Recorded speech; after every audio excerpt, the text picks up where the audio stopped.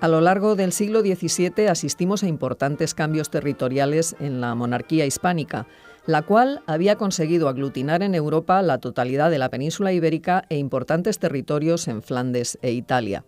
Además, las posesiones americanas, junto con enclaves en Asia y África, completaban un imperio que se resquebrajaba, empeñado en cánones contrarreformistas y cuya hechura, basada fundamentalmente en estructuras débiles y anacrónicas, tropezaba con el triunfo de nuevos valores en la sociedad europea, como eran la confianza en la razón, la ciencia y la técnica.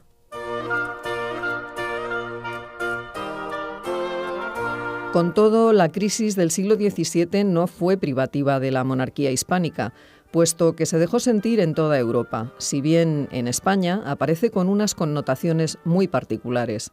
En la década de los años 40, múltiples y simultáneos movimientos reflejaron una clara ausencia de solidez interna, siendo el año de 1640 el que marca la cima más profunda de esa decadencia.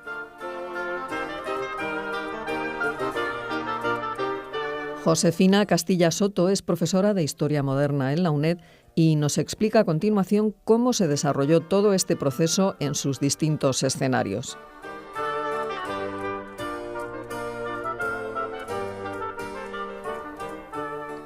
La cuestión política tuvo un peso indudable en las sucesivas rebeliones, sin olvidar tampoco los temas sociales.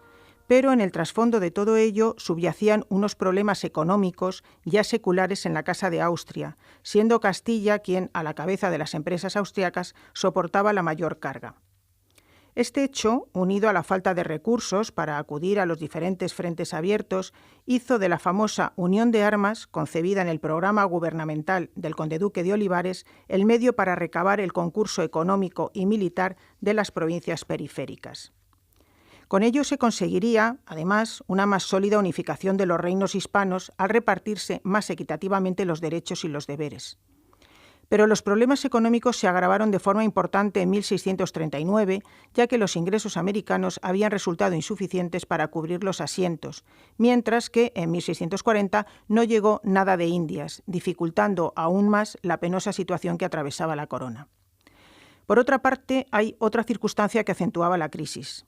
Hasta entonces, las guerras se habían convertido en una especie de mercancía exportable destinada a Italia, Flandes, Alemania, África del Norte, etc. Sin embargo, en 1640 tomaron carta de naturaleza en el propio territorio peninsular, agravando una situación ya de por sí muy problemática por la coincidencia con otros factores no menos decisivos de la crisis, como eran las oleadas de peste, las adversas condiciones meteorológicas, las malas cosechas, las hambrunas. A mediados del siglo XVII hubo tres revueltas principales: Cataluña, Portugal y Nápoles. En los tres casos se trataba de sociedades gobernadas desde Madrid y de modo más inmediato por los virreyes, quienes en muchos casos no podían compensar plenamente la ausencia real.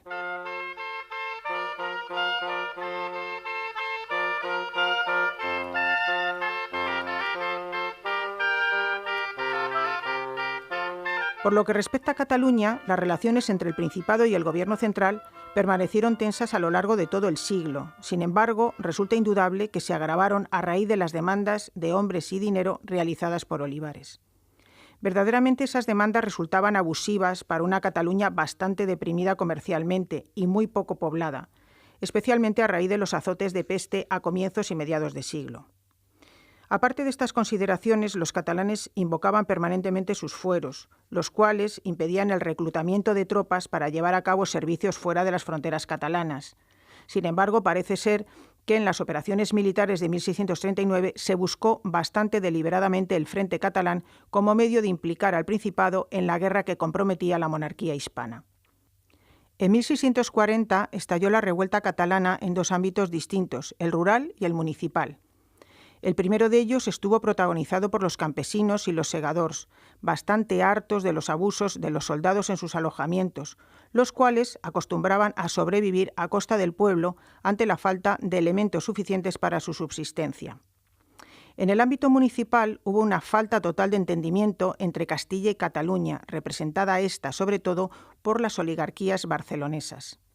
De cualquier forma, el posible entendimiento hubiera resultado estéril, puesto que pronto las oligarquías perdieron el control de la sublevación al triunfar rápidamente el matiz más social de la revuelta. Los campesinos empobrecidos y sin tierra se apresuraron a cargar contra los granjeros ricos y los nobles terratenientes. Los mismos no privilegiados de las ciudades atacaron también a las oligarquías urbanas. Por lo tanto, en el caso de Cataluña no podemos hablar solo de revolución, sino también de guerra civil.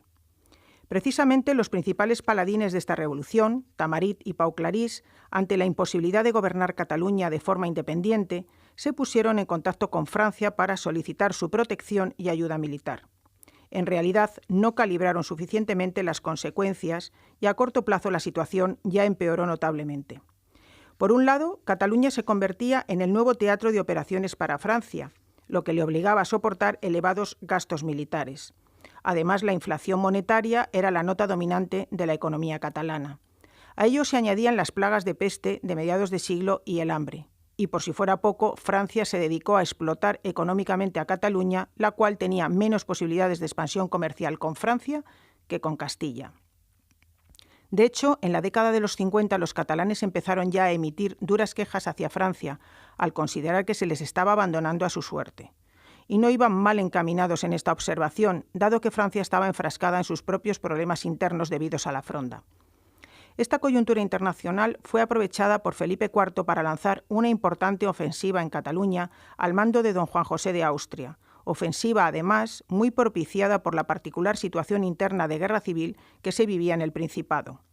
De hecho, la lucha entre los defensores de la anexión a Francia y los españolistas a ultranza estaba en la calle. Por cierto que, sobre todo en los últimos años de dominación francesa, había partidarios de España en los más elevados puestos del gobierno, mientras el pueblo se mantenía adicto, en mayor medida, a los franceses. Al final, el gran despliegue material realizado por la monarquía hispana, además del hambre y la peste, acabaron por obtener la rendición de Barcelona en el otoño de 1652. Las concesiones fueron muy relativas, ya que, de hecho, los principales organismos catalanes pasaron a depender del control directo de los consejos de Madrid. Felipe IV se reservaba todo lo relativo a la cuestión militar de Barcelona. Igualmente quedaba bajo su competencia el control absoluto de las insaculaciones para los cargos y oficios del Consejo de Ciento. La jurisdicción de Barcelona sobre sus antiguas baronías quedaba en poder de la corona, como una especie de compensación económica por los gastos ocasionados por la guerra. La corona rechazaba la pretensión de los consellers de cubrirse, puesto que dicho privilegio no lo disfrutaba ninguna otra ciudad. Sin duda, el hecho más trascendental era que la corona pasara a elegir las personas que debían ser insaculadas para ostentar los cargos de gobierno del Consejo de Ciento y de la Diputación. Es por ello que a partir de entonces la lucha principal de la clase gobernante catalana estuviera encaminada a obtener el control de las insaculaciones. Lo importante era que Cataluña en su mayor parte había regresado a la monarquía hispánica tras 12 años de lucha ininterrumpida. Sin duda les había faltado a los catalanes la suficiente unidad como para que triunfaran los anhelos separatistas.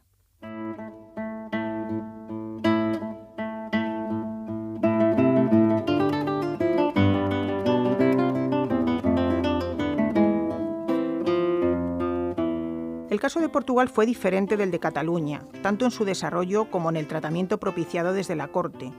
Portugal había conservado desde su anexión en 1580, bajo el reinado de Felipe II, sus propias instituciones, lo que le había permitido desarrollarse como una nación casi independiente, que contaba además con un importante imperio ultramarino del que obtenía grandes ventajas económicas. De hecho, la fachada marítima portuguesa constituía un enclave estratégico y marítimo de primer orden para la política internacional y ultramarina de Castilla. También Olivares trató de involucrar a Portugal en la unión de armas. Precisamente las continuas peticiones, tanto tributarias como militares del conde duque, fueron respondidas con sucesivos levantamientos en Oporto, Santarém y Évora en 1628, 1629 y 1637 respectivamente. Además, las clases altas portuguesas, alineadas en un principio en los sectores gubernamentales, estaban cada vez más desengañadas al ver atacadas sus posesiones coloniales por los enemigos de España. En este sentido hay que tener en cuenta que los holandeses hostigaban continuamente las costas brasileñas y ocupaban ya desde 1630 Olinda y Recife. y, por si fuera poco, las autoridades en América osaban restringir cada vez más las actividades de los comerciantes portugueses. Lo cierto es que la conjura nobiliaria se hizo patente en Portugal alrededor del duque de Braganza, al que en diversas ocasiones y con resultado infructuoso había intentado Olivares atraer hacia la corte mediante la concesión de importantes cargos. Los portugueses, aprovechando la circunstancia de que las fuerzas militares castellanas se estaban empleando en Cataluña, se levantaron en armas. Por otra parte, las pérdidas navales de las dunas en el otoño de 1639 y de Pernambuco en 1640 dieron al traste con las defensas hispanas en el Atlántico, privando a la corona de un arma naval contra Lisboa. Se produce así un movimiento de la nación política respaldada por el pueblo. Resulta innegable que Portugal supo aprovechar el orden de prioridades impuesto por la monarquía hispana, la cual se volcó en atajar la intromisión francesa en Cataluña, mientras que Portugal era considerado como el frente menos peligroso. También por ello, la campaña portuguesa durante varios años se limitó a escaramuzas fronterizas de escasas consecuencias, una especie de guerra menor por ambas partes. Por fin, Felipe IV firmó en 1659 la Paz de los Pirineos, con la esperanza de que este tratado constituiría la antesala para la recuperación de Portugal. Sin embargo, Luis XIV, a pesar de los compromisos contraídos en la isla de los Faisanes, no dejó de enviar auxilios a los portugueses, mandados además por Schomberg, máximo artífice de la disciplina militar en los soldados lusos, mientras que Carlos II de Inglaterra, que había vivido varios años en el exilio al amparo de la hospitalidad hispana, concertaba su matrimonio con una infanta portuguesa que aportaba una importante dote. De esta manera, Portugal se aseguraba el apoyo del poder naval inglés. Lo que resulta indudable es que ni a Francia ni a Inglaterra les interesaba que la península ibérica volviera a formar un solo bloque. La guerra ofensiva pasó a Portugal de la mano de don Juan José de Austria. Tras unas primeras campañas triunfales, el fracaso cundió entre las fuerzas hispanas debido a varios factores, entre ellos la falta de preparación de las tropas, bisoños en su mayor parte, la fuerte oposición de los efectivos extranjeros en apoyo de Portugal, así como una serie de errores tácticos y estratégicos debidos en gran parte a la desgana y el pesimismo con que don Juan José de Austria afrontó la empresa lusitana. No obstante, hay que tener también en cuenta otros factores. Así, por ejemplo, en Portugal se había producido una supervaloración del nacionalismo, mientras que el concepto de dinastía seguía primando en Castilla. Y, desde luego, el movimiento secesionista lusitano había madurado ya de forma suficiente ante la tardanza de los hispanos en combatirlo. El 13 de febrero de 1668, la regente, doña Mariana de Austria, reconocía la independencia de Portugal.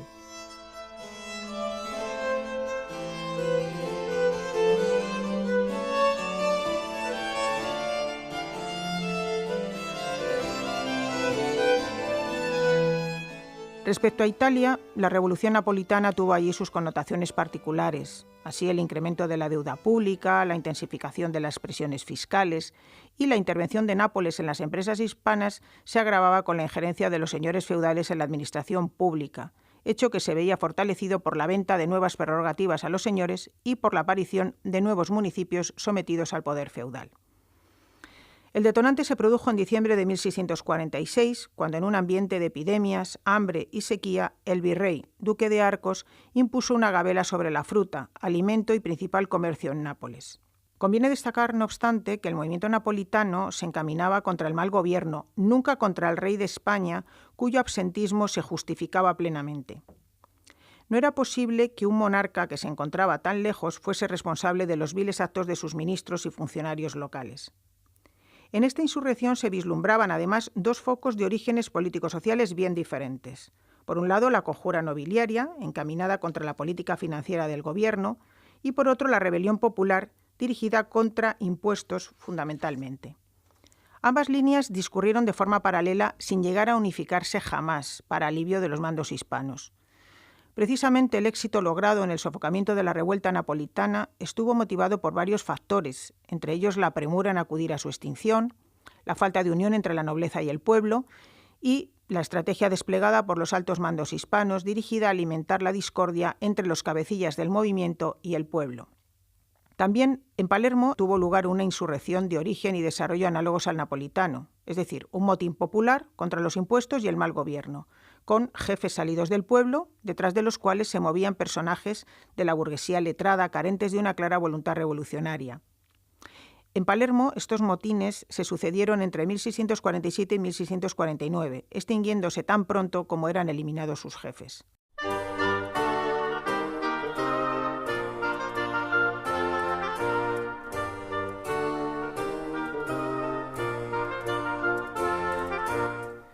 Resulta indudable que todos estos reinos eran víctimas de las exigencias fiscales y militares de la corona hispana, que sucumbía poco a poco bajo el peso de una guerra desastrosa.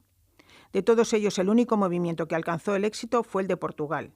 Quizá la clave del triunfo haya que buscarla en su carácter meramente político. Aunque el catalán también tuvo un tinte político, faltó la voluntad unánime de consumar la separación, máxime cuando ello significaba el acercamiento a Francia, cuyas fuerzas hicieron gala de una arrogancia que acabó por eliminar todas las simpatías suscitadas hacia ellos en un principio. Y en Nápoles las aspiraciones habían sido más sociales que políticas. Al margen de estas importantes revueltas centradas en Cataluña, Portugal e Italia, los movimientos que se produjeron en Andalucía no alcanzaron la importancia y significación de los anteriores. Sin embargo, fueron indicativos de la existencia de un malestar general. Estos brotes en concreto estaban condenados al fracaso, sobre todo por la ausencia de un espíritu separatista en Andalucía. Así pues, tanto en Cataluña como en Italia, las aguas regresaron paulatinamente a su cauce. Tan solo Portugal salió triunfante gracias a su afán nacionalista, a la poderosa ayuda exterior empeñada en la división de fuerzas en el ámbito de la península ibérica y a los errores tácticos del ejército hispano, basados en la expugnación, reparo y presidio de cada plaza individualmente, lo que suponía la destrucción y el cansancio del ejército de Castilla. De ahí las frecuentes fugas y desbandadas entre los hombres cansados y faltos de disciplina y espíritu castrense. Un cúmulo de errores llevó al fracaso final en un intento por recuperar un reino que había contribuido a unificar la península ibérica en manos de la monarquía hispánica desde 1580.